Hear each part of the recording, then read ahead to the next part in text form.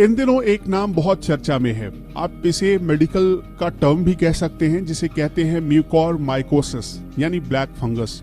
हम आपको ये बताने वाले हैं कि ब्लैक फंगस कैसे आपके शरीर को नुकसान पहुंचाता है। दरअसल एक रिसर्च में पता चला है कि ये फंगस नाक के रास्ते आपके बॉडी में एंटर करता है। इस फंगस को गले में ही शरीर की एक बड़ी धमनी कैरोटिड आर्टरी मिल जाती है। आर्टरी का एक हिस्सा सीधे आंख तक पहुंचता है। ये दरअसल आर्टरी का ये वो हिस्सा होता है जो आंख तक खून पहुंचाता है। फंगस इसी खून में मिल जाता है और सीधे आंख तक पहुंच जाता है। फिर धीरे धीरे आंख को ये प्रभावित करने लगता है।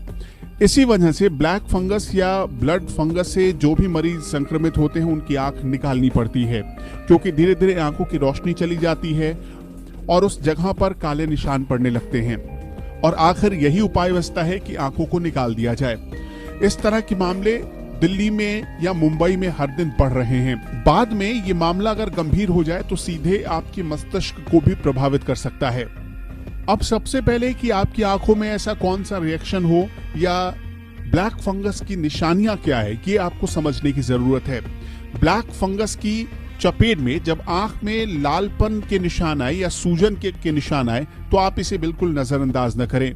ब्लैक फंगस की चपेट में आने पर सबसे पहले आपकी आंखें अचानक लाल हो जाती हैं, फिर आंखों में धीरे धीरे सूजन आने लगता है, नजर कमजोर पड़ने लगती है। जब मामला सीरियस होता है या जब मरीज सीरियस होता है तो ऐसे मरीजों की रोशनी भी चली जाती है। कोरोना का पेशेंट आंख की लालिमा या सूजन को बिल्कुल नजरअंदाज ना करें, क्योंकि कोरोना के मरीजों में यह फंगस बहुत तेजी से फैल रहा है।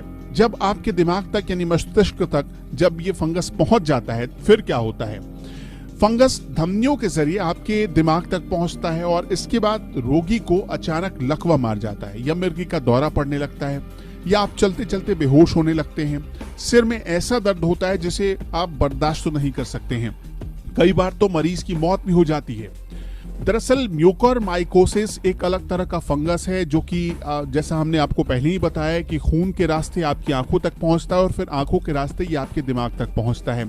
ये जो ब्लड वेसल्स होते हैं उन्हें बहुत नुकसान पहुंचाता है।